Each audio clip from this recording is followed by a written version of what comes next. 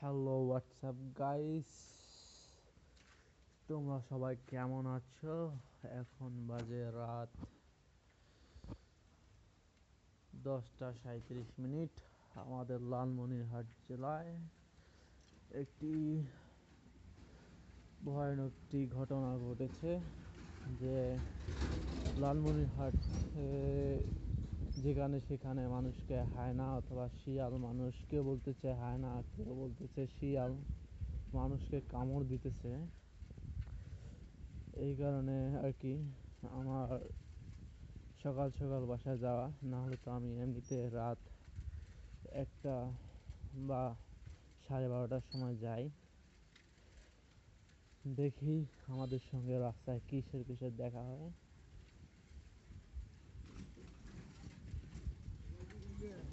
আমি নিয়ে চলেছি আমার সেই বিখ্যাত R15 গাইস। এটা হলো একটা কবরস্থান। লোক সমাগমে বলা হচ্ছে যে এই কবরস্থান থেকে নাকি বের হচ্ছে শিয়াল অথবা হায়না। যাই হোক, এটা একটি লালমনিরহাটের বিশাল বড় একটি কবরস্থান। এটা হলো ঈদগাহ মাঠ। আমাদের কাছে যেটা সবচেয়ে ভয়াবহ রাস্তা, সেটি হলো এই রাস্তাটি। একই তো রাস্তাটি ভাঙ্গা, তার উপরে এরকম একটি অবস্থা যেখানে শিয়াল বা হায়নার অত্যন্ত মানে এইখানে এক লোকে কামড় দিয়েছে। আর এদিকে রাস্তার অবস্থা মাশাআল্লাহ, রাস্তাটা অনেক ভালো। যেখানে আমি যাচ্ছি অনেক ভয় ভয় করে, না জানি একটু তাতে কেমনে কুদি বের হয়। আর এই যে আমাদের সেই কবরস্থান, এটাই হলো ভয়ানক একটা জায়গা। আমি রেগুলার এই রাস্তা দিয়ে অনেক রাত্রে করে যাই, এই কারণে আমার তেমন একটা ভয় হচ্ছে না। আর এদিকে রাস্তার কথা কি বলবো, এদিকে আমার বাসা যাওয়া আসার দুটা রাস্তায় আছে, মানে সোজা আর কি। এই রাস্তা দুটি, ওইদিকে রাস্তাটি ভালো ছিল, এই পাশের রাস্তাটা 2024 সালের 8 মাস কি 10 মাসের দিকে রাস্তাটিকে ভাঙা হয়েছে ঠিক করার জন্য। এখন ঠিক করা হয় নাই। যাক, দেখা যাক। আমরা গোরস্থান পার হয়ে গেছি, এখন আমরা মাদ্রাসার কাছে।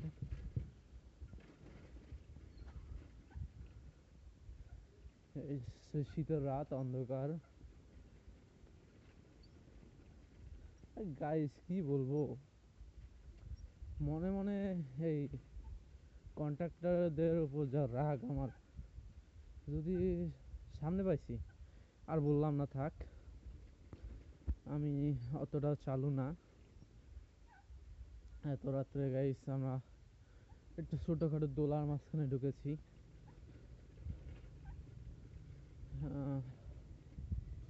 পিছনে একটা গাড়ি আসতেছে, সাহস পাই।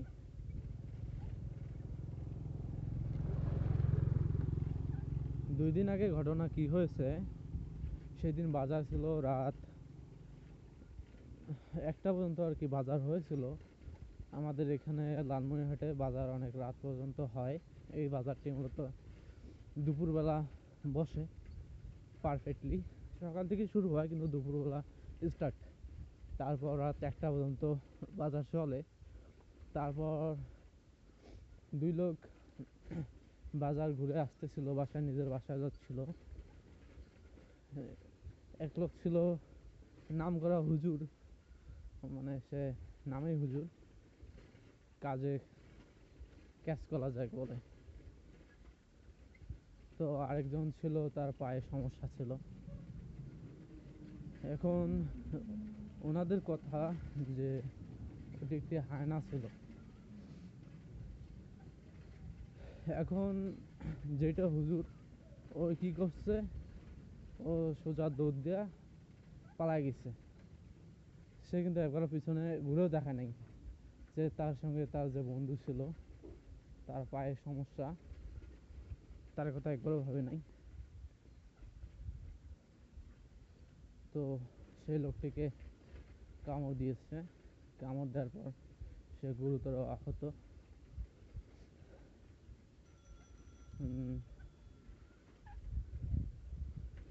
তাকে লালমনিরহাট মেডিকেলে নিয়ে যাওয়া হয়েছিল, সেখানে ভর্তি নেয় নাই।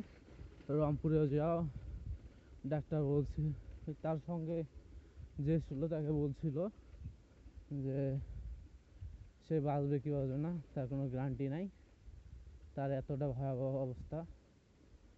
আর বন্ধুরা, আমরা যে রাস্তাটায় এসেছি এই রাস্তাটা অনেকে শেখের দোলা বলে। যাই হোক, এটা একটু অনেক দূর জায়গা পর্যন্ত একটু ফাঁকা জায়গা, আর প্রচণ্ড শীত, শীতে কিছু দেখা যাচ্ছে না। আমিও ভয়ে ভয়ে যাচ্ছি। যাক, আল্লাহ না করুক দেখা না হয় যাতে। দেখছেন তো কিছু দেখা যাচ্ছে না, সামনে মানুষ আছে।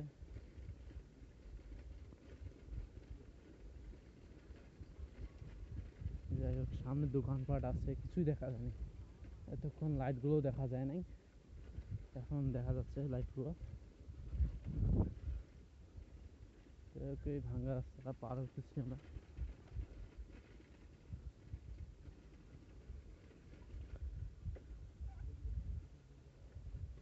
এইদিকের আমাদের এইদিকের কাহিনী তো শেষ। আমি যে রাস্তাটা দিয়ে আসতেছিলাম ওই রাস্তাটাতে এই দুর্ঘটনা আর কি। তারপর আরেকটা ঘটনা শুনলাম, মেশিন মোড়ে কামড় দিয়েছে 5 জনকে। আবার কোন যেন একটা বাজার বললো, ওই বাজারে একজনকে কামড় দিয়েছে। তা আবার ভাই এমন জায়গায় কামড় দিয়েছে, তার মানে তার ভবিষ্যতের বিষয়গুলোতেই কামড় দিয়েছে ভাই, কি করে বলি।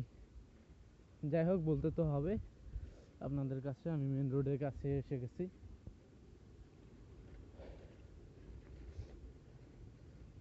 প্রচণ্ড শীত এইদিকে। আমি যে দিক থেকে আসলাম ওইদিকে তেমন শীত ছিল না, এইদিকে প্রচণ্ড শীত। মেন রোডে আসছি, দেখা যাক পার হয়ে যায়। এখানে বেশ মানুষজন আছে। দেখতে গেলে আজকে অনেক মানুষের হাতে লাঠি কোটা দেখা যাচ্ছে, তারা লাঠি নিয়ে বাইরে হইতেছে ভয়ে, শিয়ালের ভয়ে। আরেকটা আরেকটা হলো আপনার এদিকে কোন জায়গা বলে, জায়গার নামটা ভুলে গেলাম। ওইদিকে একটা পাগলা শিয়াল কামড় দিয়েছে দিনের বেলায়। তো ওই অবস্থায় পাবলিক সেখানে দেখছিল, দেখার পর সকল পাবলিক লাঠি কোটা নিয়ে দৌড় দিয়ে পিঠটা ওইটা মারছে। ওইটা মারার পর থেকে আর তেমন একটা খবর শোনা যাচ্ছে না যে শিয়াল কাকু কামড় দিয়েছে কি দেয় নাই। অনেকে বলতেছে হয়তো শুধু ওই একলাই ছিল, ওই একলাই সবাইকে কামড় দিয়েছে।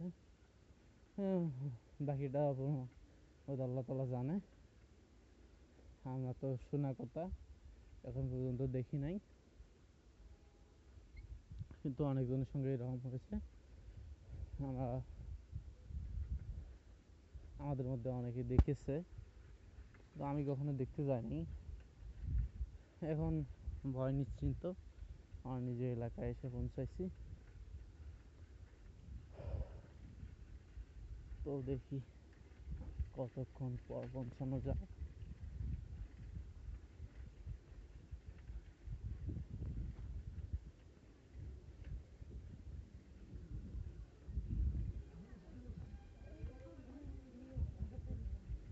সালাম, রহমান ভাই এত টান খায় বলার মতো না।